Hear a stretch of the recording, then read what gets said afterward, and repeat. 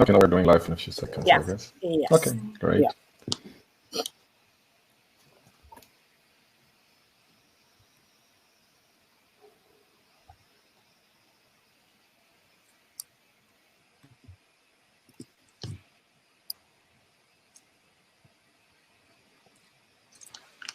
So are we live now? I think we are live. The icon says live. So okay. So everyone,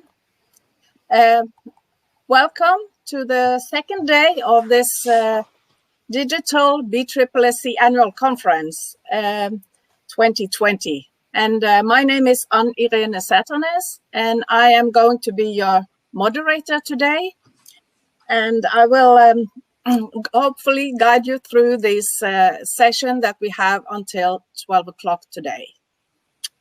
So yesterday, I hope many of you also joined us then. We had many interesting interventions highlighting the need to cooperate and to involve all levels of governance and, of course, the youth.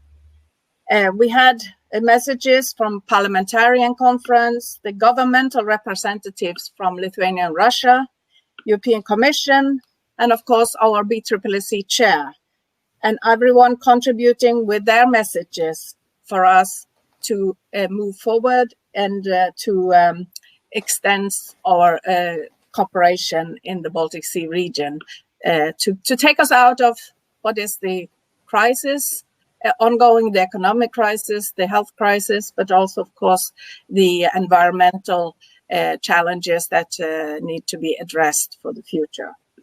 So the European Union strategy for the Baltic Sea region was mentioned several times, and we had one session dedicated to the new action plan and with a very important input from the youth network, which I think was highly appreciated by the national coordinators of the strategy, as well as the audience as such.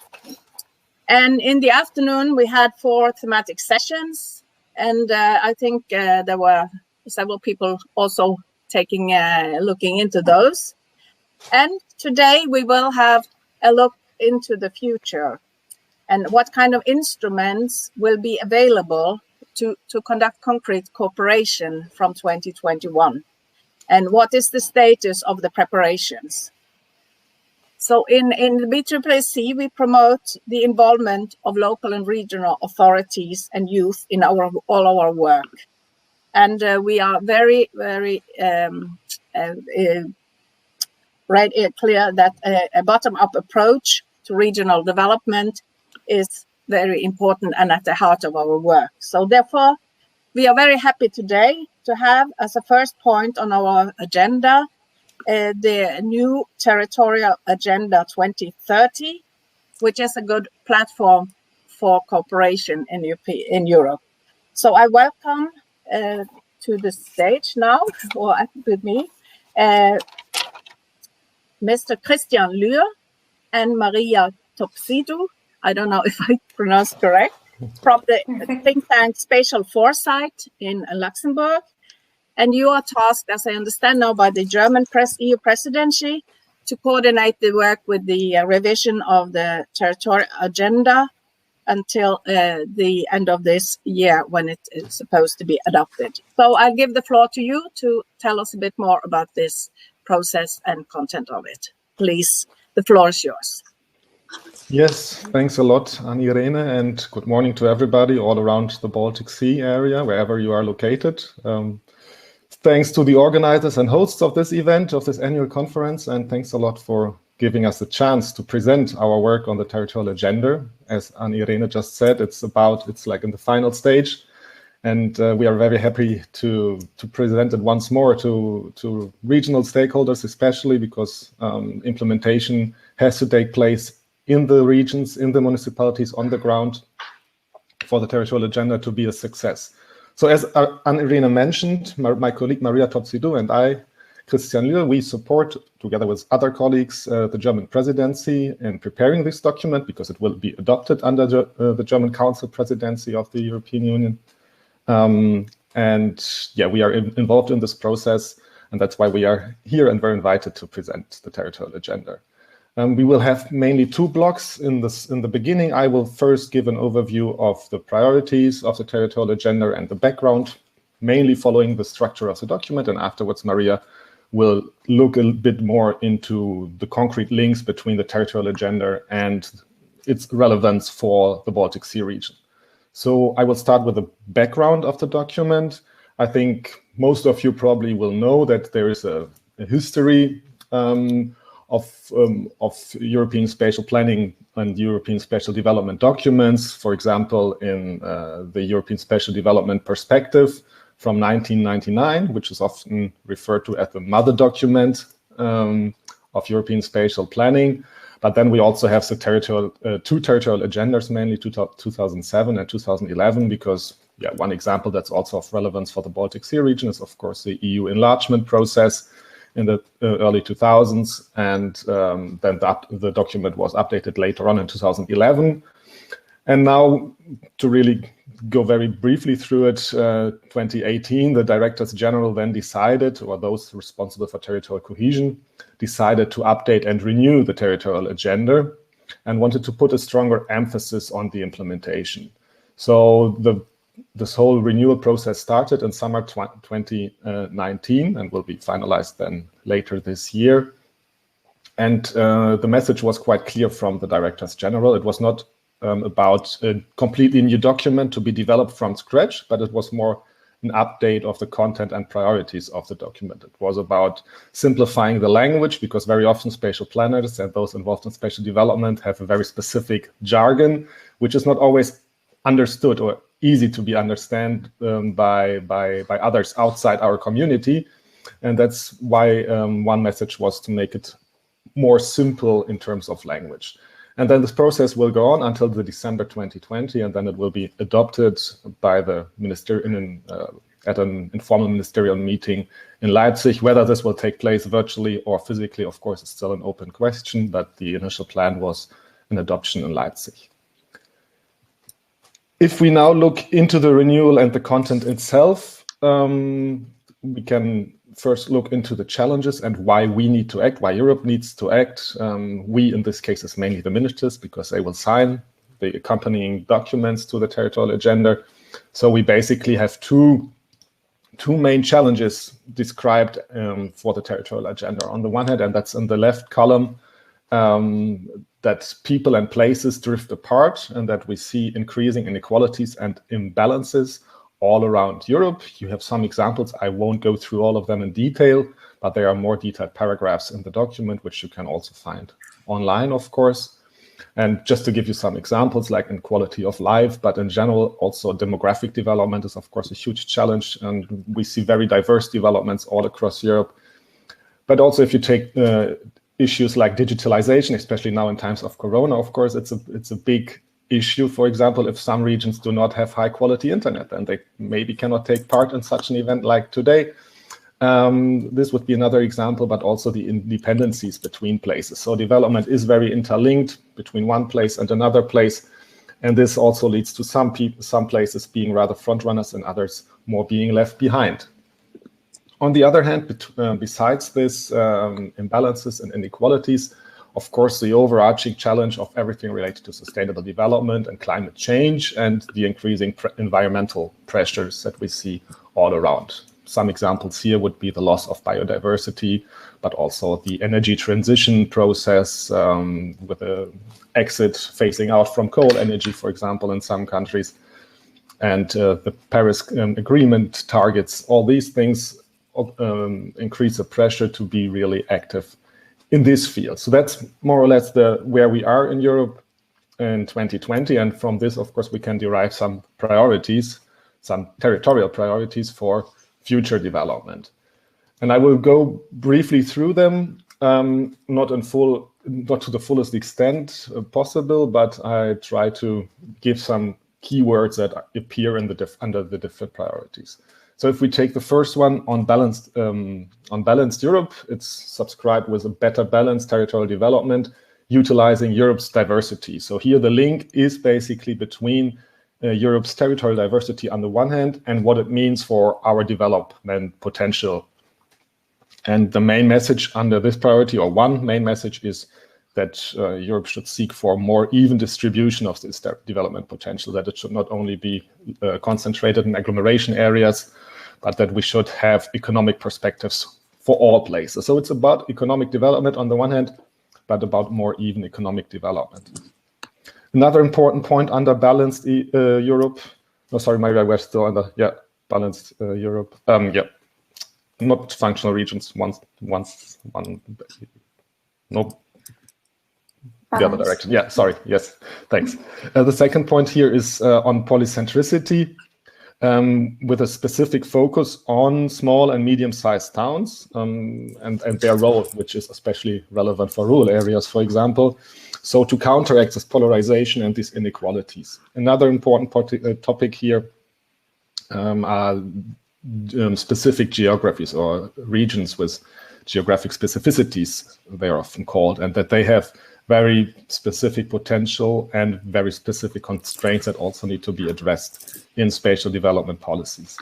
Now, the second priority on functional regions, there we dive a bit deeper and leave the rather European scale and look more into what does it mean for regions.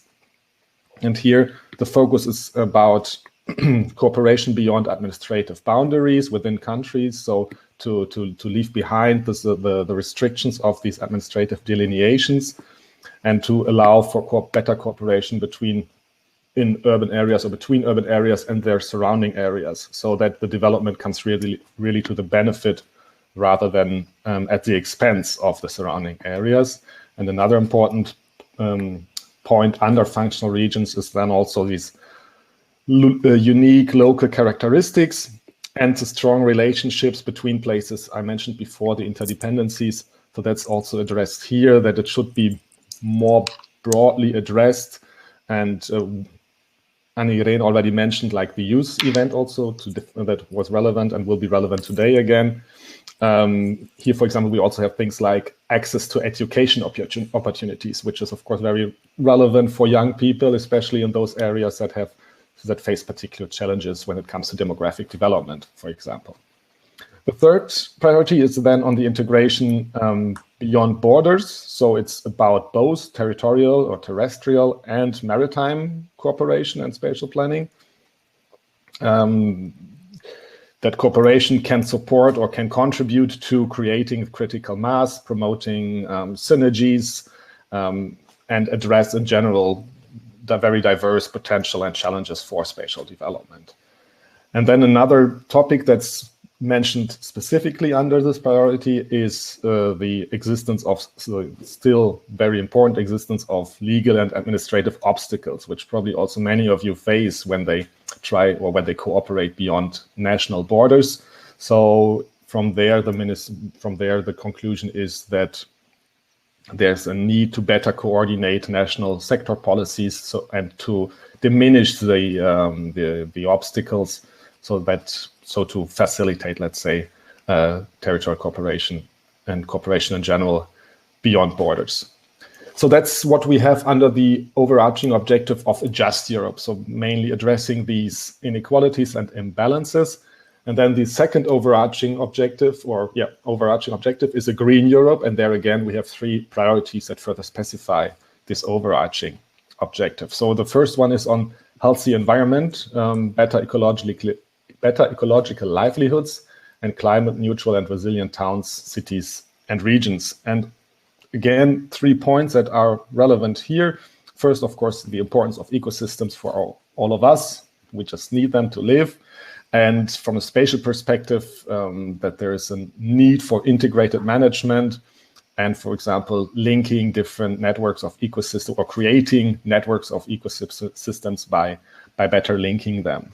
Another important point under healthy environment is, in general, to acknowledge the natural limits of our ecosystems and to see the need for strengthening the resilience of our ecosystem. So local and regional approaches are key in this regard, I think. It's also about linking them at higher spatial scales, but in general, of course, we need local and regional approaches here and strategies.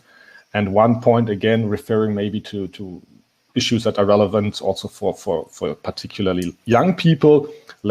Could be like access to green spaces in urban areas and in neighborhood areas. So very, very local, very specific topic, having green public spaces, open spaces available for recreation, let's say, but also for their ecological value.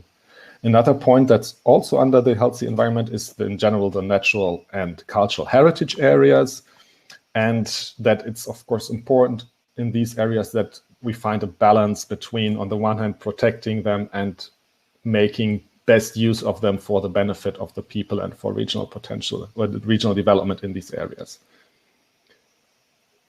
The fifth priority then is on the circular economy, with the subheading of strong and sustainable local economies in a globalized world. So again, we see a relevance of economic topics, but under this objective of a green Europe. 2 points that may be mentioned here. The first is bringing together somehow global competitiveness and local assets. So there's this strong link between both processes or between both dimensions. And yeah, in the context of circular economy, of course, somehow place-based and then industrial symbiosis processes. And this way basically contributing to achieving global competitiveness, but mainly relying on local assets to see a strong local and regional dimension there. And another important topic for future development is the diversification of economic activities, and an important means in this regard could be, for example, strengthening innovation capacities at local and regional levels, so that there is a strong link between innovation and the local assets that I mentioned before. As a last priority under a Green Europe, we also have the transport, let's say, transport-related priority on sustainable connections, with a subheading of sustainable digital and physical connectivity of places.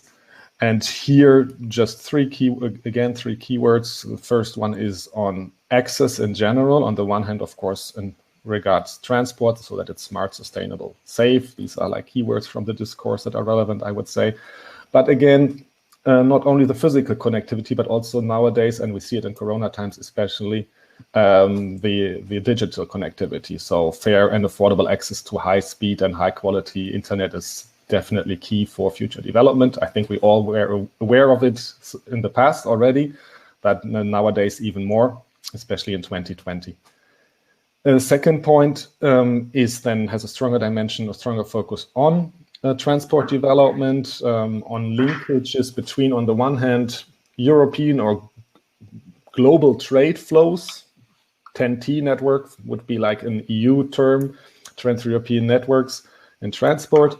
So on the one hand, this very overarching transport flows that simply do not care about regional borders, but simply are all around the globe. And on the other hand, linking this with regional planning approaches. So that we also see here a strong regional dimension, because of course the impact takes place on the spot, in the municipalities, in the regions, and to have really a strong link between those two dimensions. And then last but not least, the importance, besides these overarching transport networks, of course, also of secondary and local transport networks. And in this regard, maybe one important aspect could be like new services, new mobility services, or as it is nowadays called, mobility as a service. So these things to really improve secondary and local transport in the areas. I think that's it under the priorities. Was a very brief rush, but I tried to cover some key aspects to give you a feeling of what's behind. And then I think we can move on to the implementation side before I hand over to Maria. So in general, the territorial agenda has then a chapter on how to implement what is written in the priorities. And it's of course not sufficient to just have the document, but it really depends on implementation. So there are mainly like calls, like messages for key players, like the member states, like subnational bodies, European institutions, but also the European Investment Bank and other associations that are relevant for spatial development, how they can contribute to implementing this territorial agenda. These paragraphs for each stakeholder or for each player, there's one paragraph. These are negotiated and discussed with the different players so that they also agree and see somehow a link for themselves. But besides those that are mentioned there, of course, every player can contribute and can take action in the own context of his or her own regular mandate.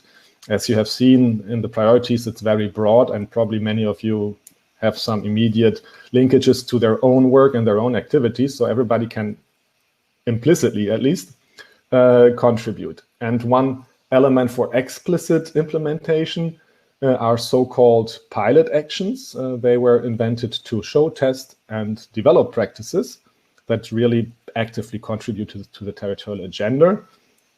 And that's basically my keyword now for Maria, because Maria will start with the pilot actions and present those to you that are of particular relevance for the Baltic Sea region. So, Maria, please, I leave the floor to you.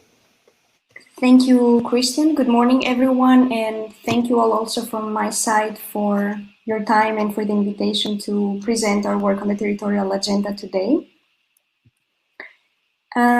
So if we zoom into the Baltic Sea region and its link to the territorial agenda 2030, to start with, as Christian said, a number of players have committed to implement the territorial agenda 2030 through pilot actions and contribute to its priorities.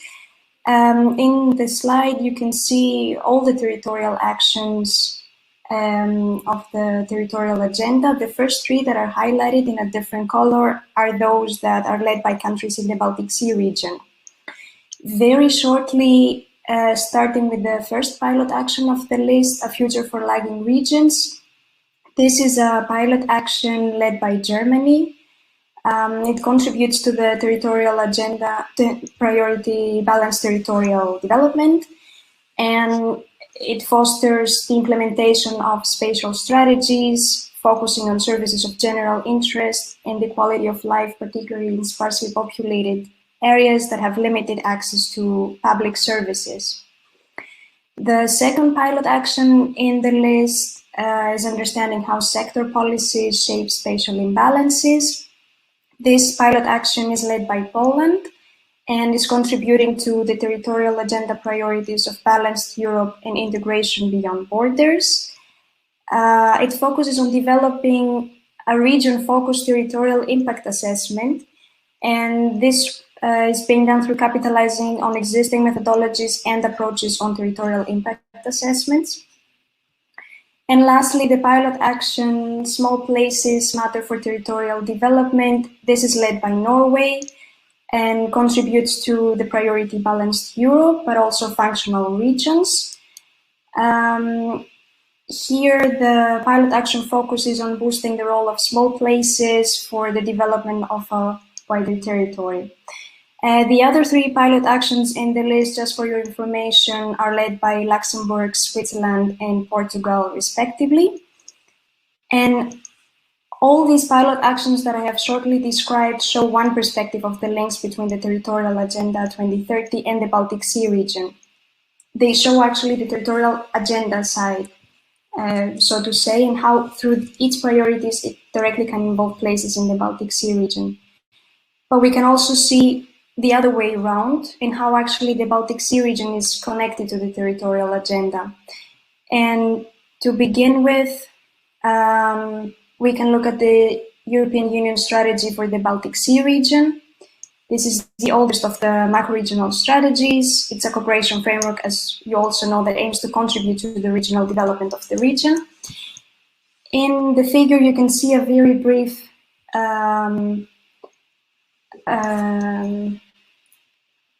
visualization, representation of these links between the priorities of the territorial agenda and the objectives and policy areas of the strategy.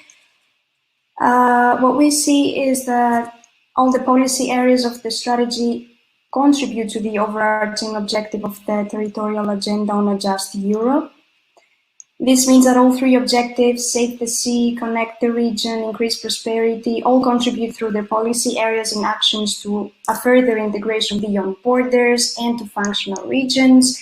Anyway, the strategy itself is a cooperation form that goes beyond national borders. It is a functional cooperation form that supports the development at local and regional level, and of course, all three and the strategy in itself basically contribute towards a better balanced territorial development in Europe through their actions and through its flagships. When it comes to the priority of a green Europe, here the policy areas that are more closely related to a more healthy environment, to topics related to more healthy environment, these are more prominent here. So for example, we see nutri or hazards or bioeconomy policy areas. So when it comes to these kind of topics, we can have more specific links. Also, when it comes to circular economy, innovation and energy policy areas seems to be more closely linked as well. And lastly, policy areas as ship, safe, energy or transport all seem thematically to be linked to the sustainable connections priority of the territorial agenda. Well, as was also mentioned in the beginning, and you also know that the Baltic Sea strategy is in the process of renewing its action plan. And if we follow the latest revised and approved document by the national coordinators, we see that all these cross-cutting issues like cooperation with neighbors, climate, may now be embedded in all policy areas, so be even more horizontal. But even if we follow the up to now existing action plan, all its horizontal actions on neighbors, climate, capacity and spatial planning would horizontally be thematically matching with the territorial agenda's overarching objectives.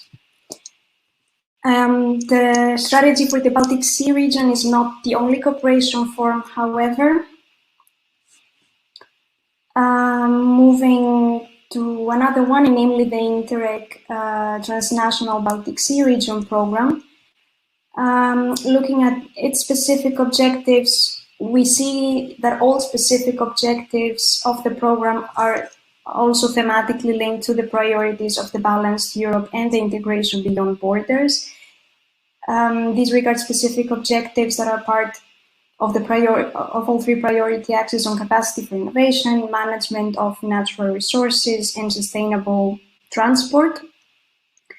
Different thematic links can be found to the Green Europe priority, overarching objective of the agenda. We see, for instance, under healthy environment, thematic linkages from specific objectives of the program that are rather belong to the management of natural resources and sustainable transport, like we see blue growth, for example, clear waters, but also shipping and urban mobility and renewable energy, which is also linked to the second objective of circular economy, as is also smart specialization, as Christian mentioned before, to have those links between innovation and circular economy. While lastly, sustainable connections are rather more linked to accessibility, interoperability, shipping, maritime safety, urban mobility, so specific objectives that come mainly from the third priority axis on sustainable transport. So if we very briefly sum up all this, we can see that we can have linkages from both sides. So on the one side, we can have the territorial agenda that is overarching, and through its pilot actions, we can see it being implemented in a way by the Baltic Sea region states. On the other, we can see examples of two cooperation frameworks in the region that actually contribute, allow me to say, unintentionally or implicitly to the territorial agenda through their priorities and their nature. Of course, these are not the only cooperation forms in the Baltic Sea region. Further structures may also contribute through their priorities, goals, objectives to the territorial agenda. We have seen through our work and engagement in different projects for the Baltic Sea region and the Baltic Sea strategy, be that different studies or evaluations or even territorial scenarios for the region, that trends related to these thematics are and actually will be of utmost importance for the region. And also your event itself these days touches upon some of these topics. So all of these existing links can be intensified further, be more streamlined and more integrated to actually achieve a more just and sustainable territorial development and create a future for all places in Europe. Now, if you find all this interesting and useful to your work, I would like to learn actually more about the territorial agenda and what we have done there. I warmly invite you to visit its dedicated website, which you can see now on your screen. On the website, you can find more information about the territorial agenda, its pilot actions, its renewal process, as well as any further documents, and also a contact button which you can use to get in touch with us regarding the territorial agenda. If, of course, you would like to tweet about it, you can use the hashtag territorial agenda and show your interest there as well. And of course, if there are any further questions, you're more than welcome to contact both me and my colleague Christian. Thanks very much.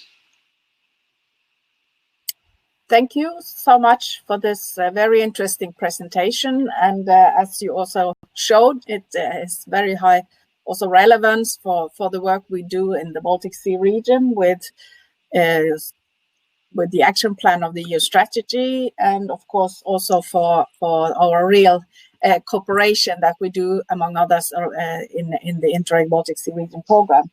And I think that also the messages that this territorial agenda is sending about the importance of the place-based development and the role of the cities and regions are really in line with what the BSSSC also are promoting and lobbying for. But I wonder, just a short question before we thank you off, is how this territorial agenda sort of fits into or feeds in to the work of the European Commission, the European institutions, so that we together, let's say, or having this as a sort of basis argument for why it is important to involve more cities and regions, which is what we are and other organizations for regions and cities are lobbying for, and how is this related, for example, then also to the financial instruments, that it sort of guides for example, the next generation EU instrument or something. You have anything extra to share on that, please? I can say a few words on this. In general, the Commission is sitting at the table, so they are in the discussions on the territorial agenda from the very beginning, and they're also very, very active from the very start. On the other hand, it's of course what we have to emphasize is that the European Union has no legal competence in the field of planning, and that basically all this is informal agreements. So there is no legal binding dimension to it where you can say, okay, as it is written in the territorial agenda, now the others have to take it as a guiding document or something. So it can only somehow influence and feed into the other processes on a rather indirect level. So let's say if we have, there was one meeting, one meeting of directors general, where we brought together those responsible for cohesion policy and those responsible for territorial cohesion, for example. Sometimes they are the same people. In some countries it differs, however, it's because it's in different ministries. So you can only try to use this as a platform to bring them together, and this way, yeah, as you said, like, for example, shape instruments like Next Generation EU and emphasize that there is a strong territorial dimension and use it for lobbying, and that the representatives from the country use it to shape other sector policies. But there is no automatic link, like saying, okay, now this territorial agenda is approved and all of a sudden it becomes the guiding document for cohesion policy. Of course, these are the proposals and regulations relevant for cohesion policy. So it is more about the discourse, reflecting on the discourse, lobbying for the territorial agenda, really making people, not citizens necessarily, but of course in authorities and other ministries in the European Commission aware of this document and trying to strengthen the territorial dimension this way. So there are some examples also in the European Investment Bank that you see, I wouldn't say a shift, but that you see that the awareness and acknowledging territorial matters and, as you said, like the place-based approach, that this increases. And I think that's all we can do in this regard. So there is no automatic link where you can say, if we do this, then in the end, cohesion policy will look like differently as of 2021, for example, or in Next Generation EU. maybe very soon. So it's not possible like this, but there is exchange on these priorities, and we hope, of course, that we can at least inspire and bring together different players from different levels, and this way also contribute to multi-level governance, multi-level cooperation that looks beyond administrative boundaries, beyond the scope of single silo structured administrations. Mm-hmm. And that's where we see the added value, or where I see the added value. Yeah, thank you so much. This was very interesting, and I think it was a very good basis for the next session that we will come back and talk a little bit about the future of the new Interreg programs that will be then guiding us in the future. And I guess also these programs will be very much in line with fulfilling those same priorities as a territorial agenda. So it will still be an integration between these. And we, of course, this will be a very interesting document anyway to use in our work, also lobbying or getting a knowledge-based for our lobby work. So thank you very much, Christian Lua and Maria Topescu, for your presentation. And now there will be a short break, and we will be back on 9:45 with a new session at the stage. Thank you so much. Thank you very much. Thanks a lot. Have a good day.